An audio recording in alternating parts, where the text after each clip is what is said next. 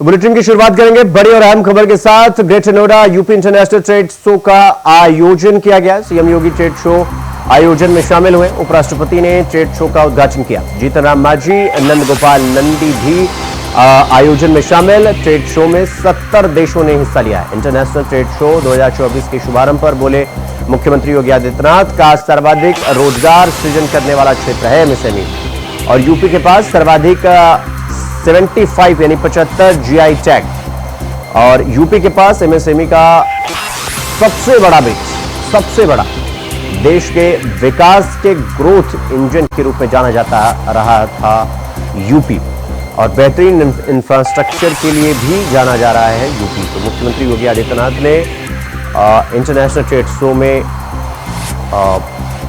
शामिल हुए और उपराष्ट्रपति ने ट्रेड शो का उद्घाटन किया। और यूपी के पास सर्वाधिक 75 जीआई टैग है। मुख्यमंत्री ने कहा कि यूपी के पास एमएसएमई का सबसे बड़ा बेस है और देश के विकास के ग्रोथ इंजन के रूप में यूपी जाना जाता रहा है और बेहतरीन इंफ्रास्ट्रक्चर के लिए भी जाना जाता है।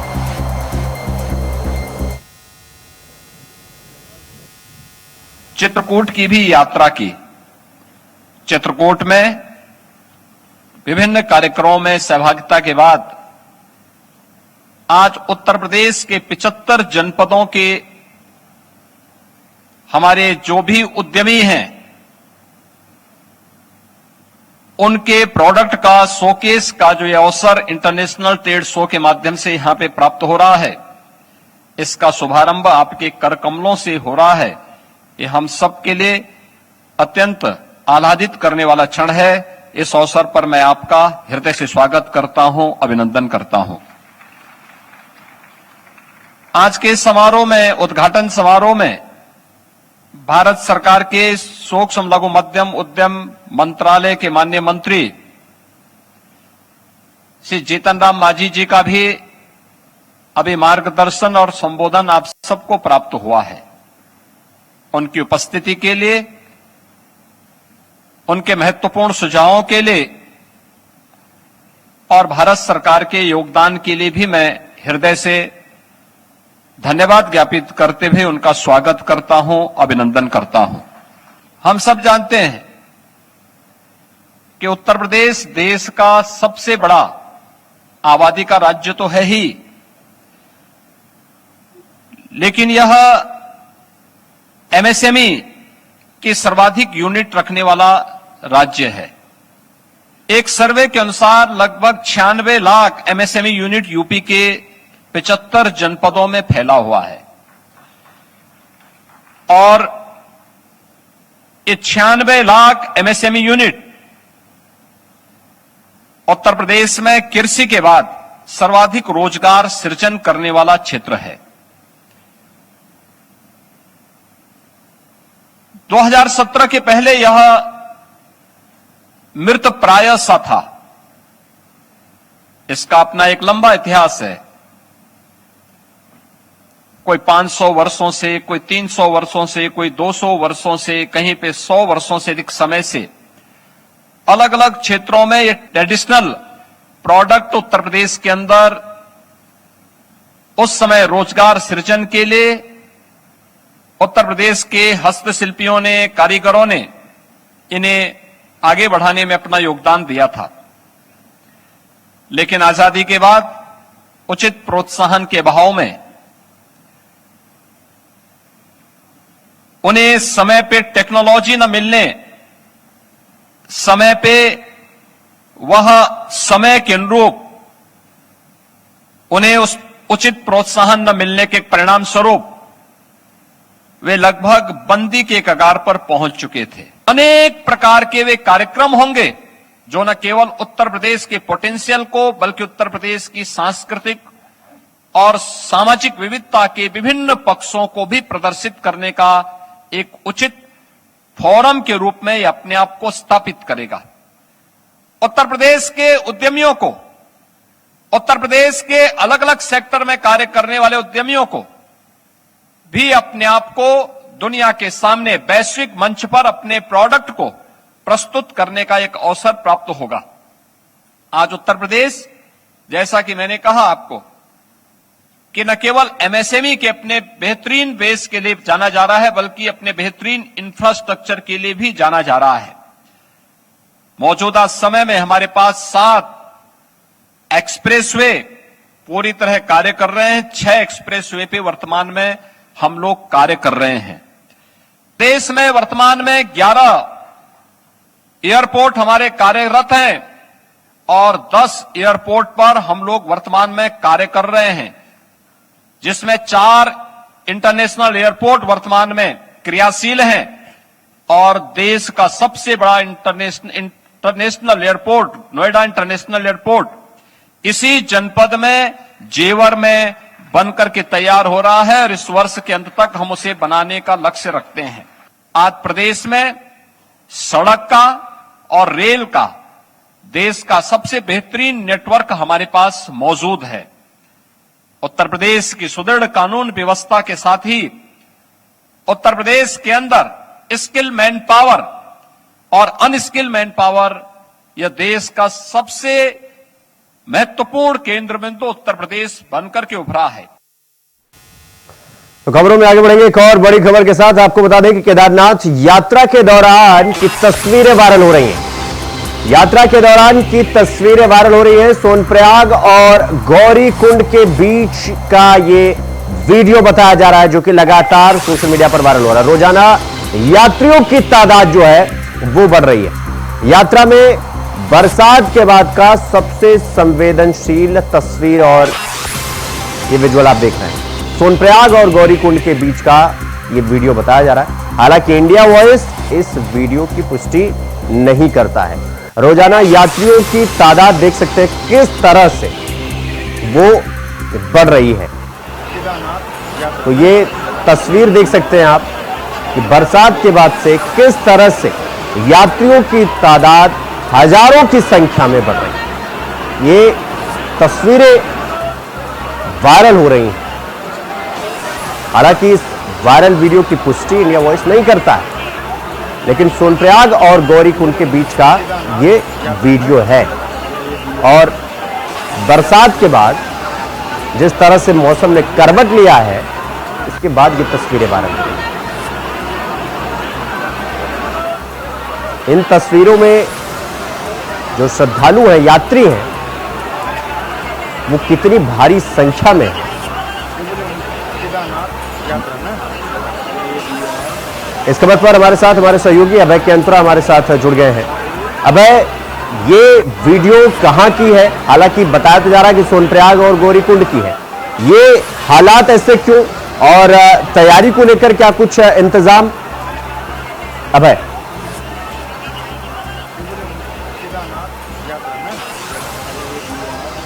अभय सुन पा रहे हैं आप मुझे?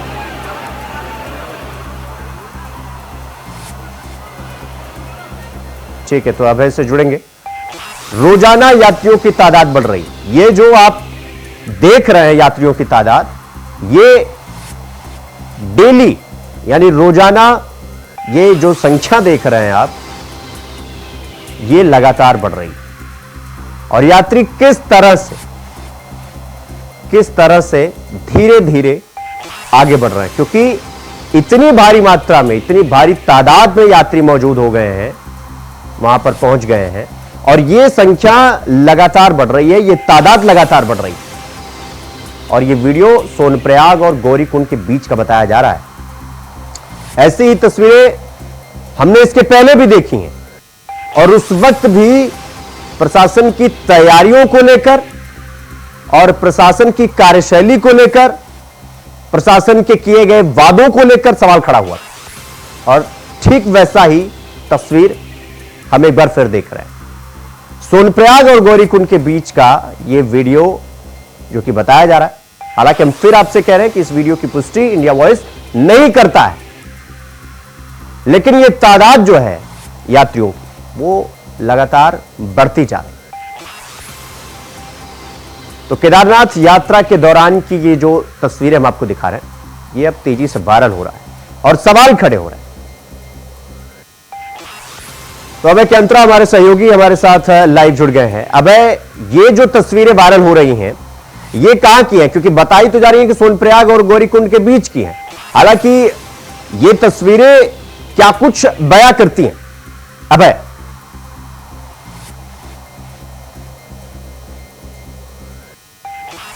अभय सुन पा रहे हैं आप मुझे? ठीक है, तो अभय से फिर से जुड़ने की कोशिश करेंगे। आवाज मेरी उन तक पहुंच नहीं पा रही है। सोनप्रयाग और गौरीकुंड का ये वीडियो बताया जा रहा है, जैसा कि हम आपसे लगातार कह रहे हैं कि प्रशासन, अगर ये तस्वीरें इस तरीके से हम देख रहे हैं तो फिर प्रशासन की कार्यशैली और प्रशासन के किए गए वादों पर सवालिया निशान खड़ा होता है। हमने केदारनाथ यात्रा जब ये शुरुआत हुआ था, उसके पहले भी हमने ऐसी ही कुछ तस्वीरें देखी थी और इसके बाद प्रशासन के ऊपर उंगली उठाई गई थी और प्रशासन की कार्यशैली को लेकर सवाल भी पूछे गए थे। और एक बार फिर से हूबहू उससे भी बयान है, हम ये तस्वीरें देख रहे हैं। तो सोनप्रयाग और गौरीकुंड के बीच का ये वीडियो बताया जा रहा है और किस तरीके से यात्री खतरे में है, इसको आप देखिए।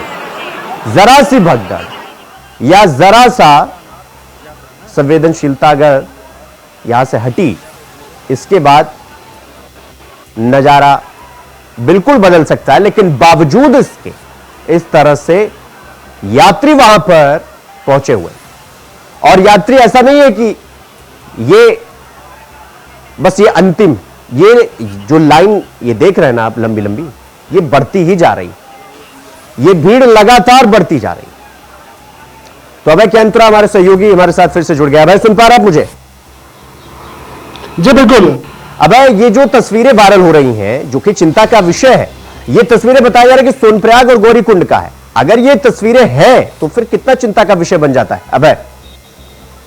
देखिए, सबसे बड़ी बात यह है कि सरकार के लिए एक तरफ खुशी की बात है, दूसरी तरफ चिंता की बात यहाँ पर कही जा सकती है, क्योंकि जिस प्रकार से केदारनाथ की यात्रा पुनः वापस पटरी पर लौट आई है और सरकार के लिए बड़ा खुशी का माहौल यहाँ पर जताने का काम कर रहा है। क्योंकि अब तक प्रयास, क्योंकि 31 जुलाई को जो भीषण बारिश उस केदार घाटी में हुई थी, जिसके चलते वहां पर जो आवागमन के जो साधन थे, आवागमन के जो रास्ते थे, वो पूरी तरीके से ध्वस्त हो चुके थे। 29 जगह पर गौरीकुंड से केदारनाथ के बीच का जो पैदल मार्ग था, वो 29 जगहों पर ध्वस्त हो चुका था।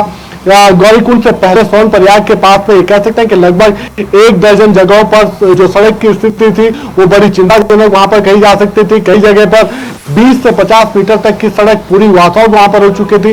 ऐसे में प्रशासन ने लगातार प्रयास वहां पर किया, मजदूरों की संख्या वहां पर बढ़ाने का काम किया और प्रशासन के अथक प्रयासों से एसडीआरएफ के लगातार इस चौकन्ने रहने की वजह से ही केदारनाथ की यात्रा वापस पुनः लौट आई।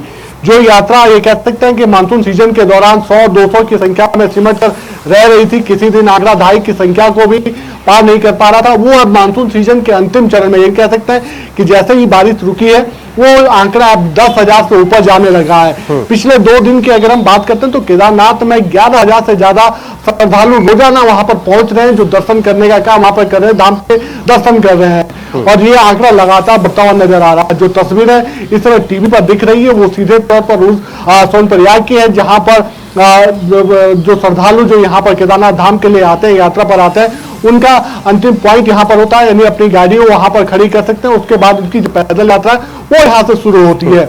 ऐसे में अगर बारिश यहाँ पर होती है, क्योंकि जिस प्रकार से केदार घाटी में हमेशा ही बारिश का मौसम चुनौतीपूर्ण है। बहुत बहुत धन्यवाद आपका हमसे जुड़ने के लिए और इस खबर पर जानकारी हमारे साथ साझा करने के लिए। रुक करेंगे अगली खबर की ओर। अगली खबर गोंडा से है, जहां उस समय बीच चौराहे पर हड़कंप मचा जब 2 भारतीय जनता पार्टी के नेता आपस में ही भिड़ गए और हाथापाई गाली गलौज तक उतर आए। 2027 में विधानसभा चुनाव को लेकर अभी से ही बीजेपी के नेताओं ने तैयारी शुरू कर दी।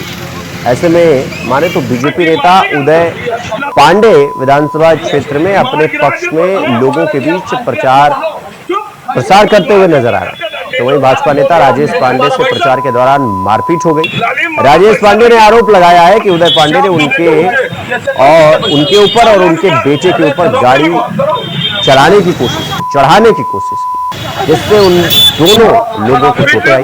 इस मामले में नया मोड़ उस समय आया जब सोशल मीडिया में 3 वीडियो वायरल हो गया, जिसमें खुद राजेश पांडे, जो मौजूदा विधायक विनय पांडे, दूसरे तरफ उदय पांडे भी वीडियो में दिख रहे हैं।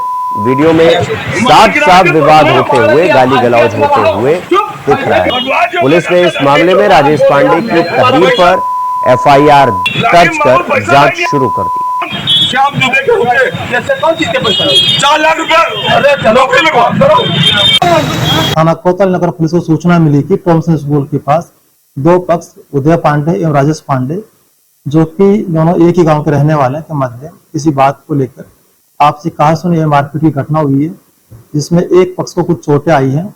इस सूचना पर तत्काल स्थानीय पुलिस मौके पर पहुंची और चोटिल पक्ष का मेडिकल करवाया जाकर सुसंगत धाराओं में अभियोग पंजीकृत किया गया है और प्रकरण में अग्रिम वैधानिक कार्रवाई की जा रही है।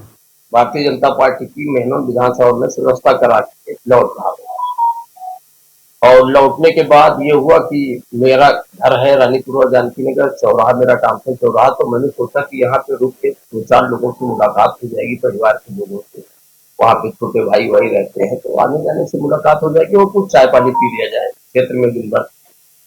तो इस पर्पज से वहां रुक गए। रुकने के बाद ये स्थिति आई, रुक गए और रुकने के बाद ये हुआ कि मैं वहां पे फोन आ गया था मेरा, मैं फोन पे बात करने लगा और उसके बाद अचानक मैंने देखा हमारे परिवार के राजेश पांडे जी हैं, परिवार के बगल में रहते हैं। कभी मेरा परिवार हुआ करता था लेकिन उनके दिल में कुछ खुन्नस ऐसी है, पता नहीं क्या है, मुझे नहीं पता है।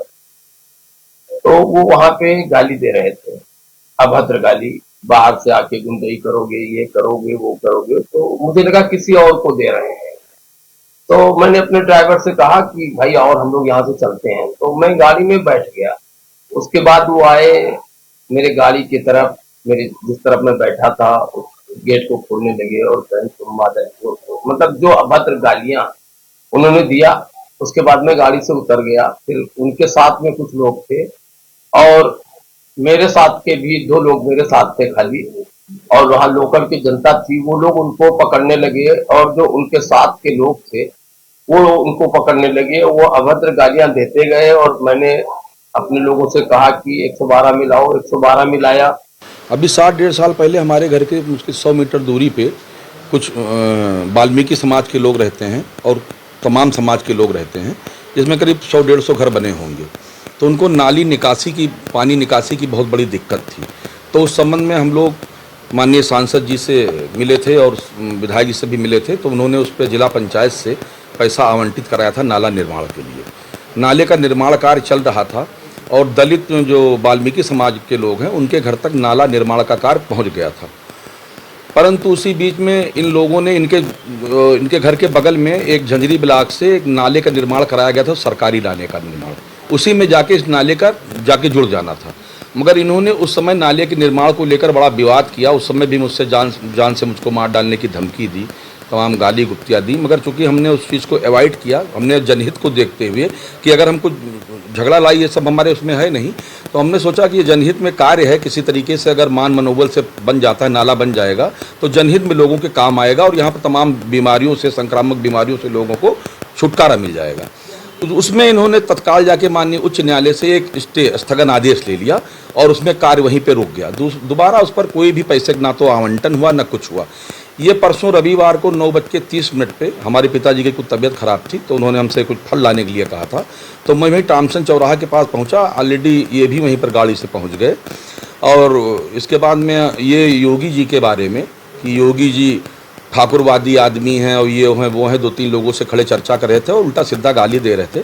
चूँकि मेरी माता जी जिला पंचायत भारतीय जनता पार्टी से जिला पंचायत सदस्य हैं और मैं भी भारतीय जनता पार्टी का कार्यकर्ता हूँ, तो ये हमको ये चीज़ जरा नागवार गुजरी, बुरी लगी। तो मैंने उनको समझाया कि भैया आप किसी को गाली गुप्ता किसी सार्वजनिक चौराहे पे किसी को क्यों दे रहे हैं।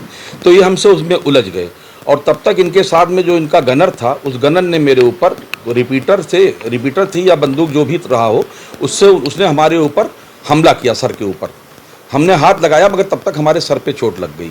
इसके बाद में ये भागने लगे तो मैंने जाकर गाड़ी के सामने मैं इनके खड़ा हो गया।